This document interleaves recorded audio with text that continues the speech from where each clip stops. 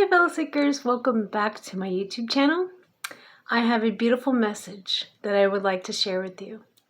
Believe it or not, this message actually has to do with, involve ducks and geese, okay? And this is a powerful, powerful message.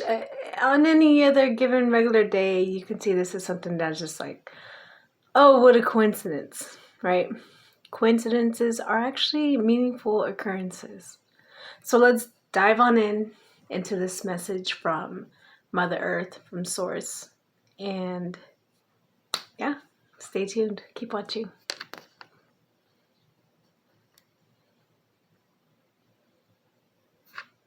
So a few days ago, I decided to go to the park over here in town. There's a duck pond that I go to regularly. Just recently, within the last few months, they actually built walkways around the pond and around the park area. So it's nice to go take a walk, and especially with everything going on, with my lungs, this internal thing going on.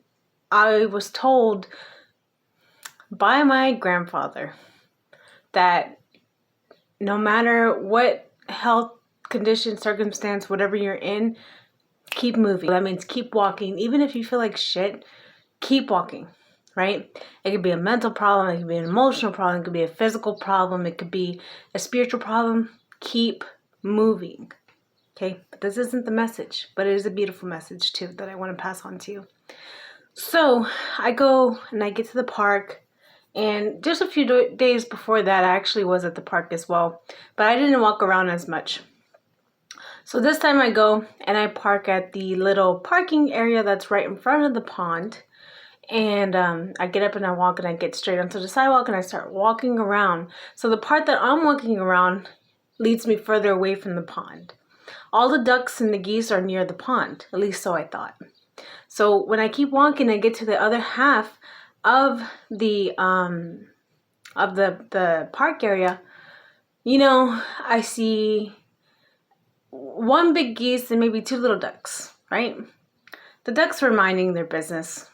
The geese, as I walked by it, I know what you're thinking already, man. Geese they're batshit crazy. They're very passive aggressive. They're very aggressive, right? And very dominant creatures. Yes, can be. But it's about how you carry your energy, and this is why I'm going to say this. Because as I walked by it, I did notice the geese go like this to me. It was already, but not with the cute little face, okay? It was just straight up like, you better give me food or I'm attacking your ass. So then I looked at it and I was like, I don't have food. I just said real straight.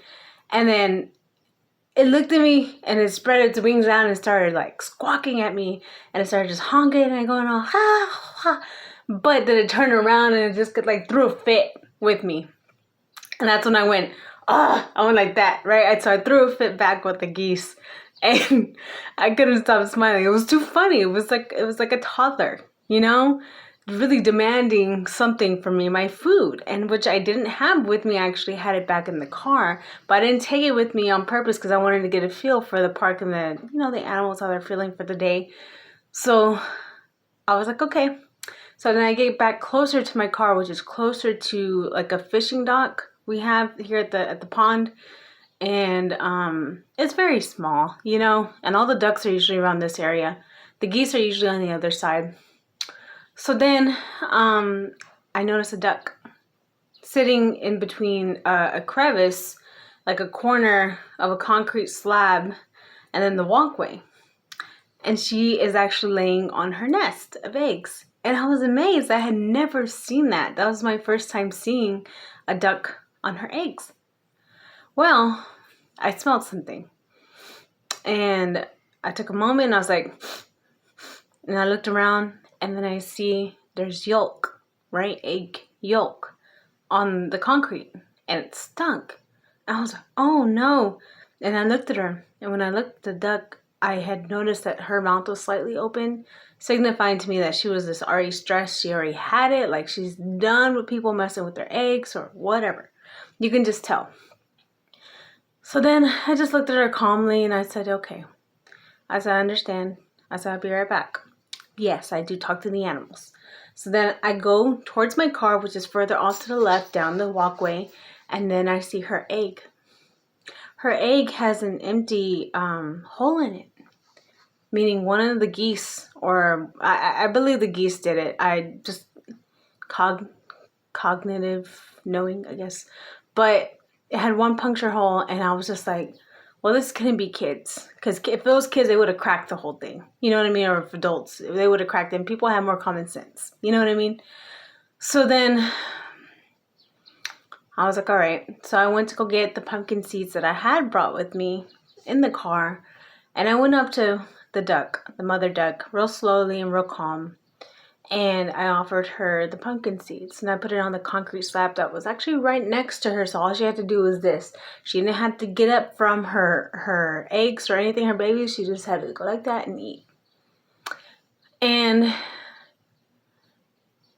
you know, she sat for a moment to see, you know, waiting to see what I was going to do next. But honestly, I sat off to the side, maybe like a yard away.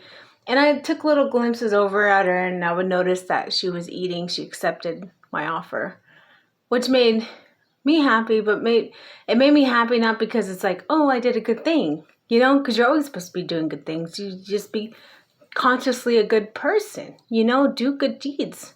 Treat others how you would want them to treat you, you know? So then I when I say I felt good, it's because she was clearly stressed. You know what I mean? And no telling when's the last time she's been able to eat because she was guarding her nest, right? And whatever geese this was that was doing this, she probably didn't want to leave her nest. So she was probably thirsty. She was probably hungry. You know, you got to think about things like that. So the message here is food in this instance can be related to us as our energy, as our care, as our love, as our attention, as our nourishment. You have to be very careful who you give your food to, who you choose to spend it with, or surround your food, your energy, healing, nurturing, care, love, attention with.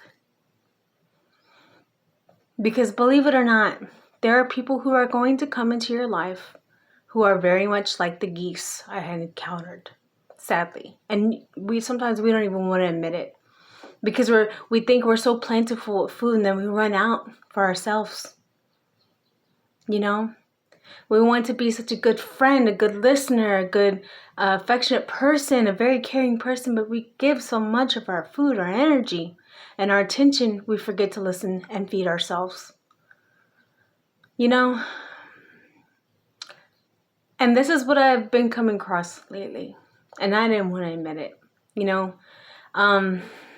I've had a few geese come into my life and demand that attention, demand that food from me, and just either throw a fit or come up with something in their minds that just makes some sort of sense to them, or logical reasoning to be a victim as to why I don't choose to give my food, as why I don't choose to give my energy, my love, or, you know, attention, instead of understanding why I can't.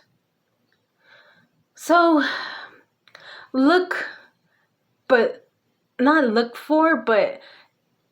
recognize a duck when they come and cross your path.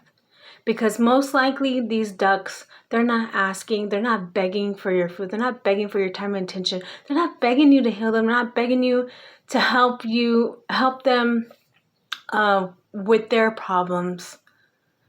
Most likely they're already struggling, but they respect your food, your energy, your time, your heart and nourishment, your boundaries, your energy, just as much as they would theirs. Because if you notice, the mother duck, from what had happened, she hadn't left her nest. She was stressed already. So she knew that suffering already. And it takes another person to recognize someone else's suffering as their own, meaning they had a capacity to understand limitations, to not bombard another soul with their stress, with their problems, with their needs. You know, it's just it's an equal exchange and a recognition. And I just found it beautiful that this is kind of just synchronized into my life, because I do need to recognize my boundaries, and I really feel like this is something very strong that would resonate with whoever is watching this. We need to set really, really, really strong boundaries and not let ourselves go simply to make somebody else happy, to make somebody else feel better. If only that making somebody else feel better is temporary. What does that do for you in the long term? You understand? What does benefiting somebody else's needs before yours do in the long term? Does it heal you? Would it be temporary? Would it be long term? You can reflect on, because sometimes the things we do for others really does hit long term. But like I said, you have to recognize the souls that come into your life. If they're the geese, the people who are just projectile, who just project all their issues on you, or the geese who are suffering alongside you, but also recognize your heart is theirs. The choice is yours. Whoever you spend your time with says so much about you and your energy. And if you respect yourself enough, you would differentiate the souls and learn who is in your life here to help you grow as a soul, and who is here, who is taking from your soul's energy. Okay? I'll talk to you later, Seekers. I really hope that you grasped the message from what my incident was, and it was really powerful when I had realized what this was about. Because really, in the beginning, I was like, like, damn, that geese was so mean. He really just wanted food from me. And then yet this one, the duck, she didn't even want anything, but still she accepted my help. Still she accepted the help, wanted the help, but didn't need to ask, didn't need to force it. So that was beautiful in itself. And I just wanted to share that with you, and think about this, reflect on it, and I'll talk to you next time. Bye.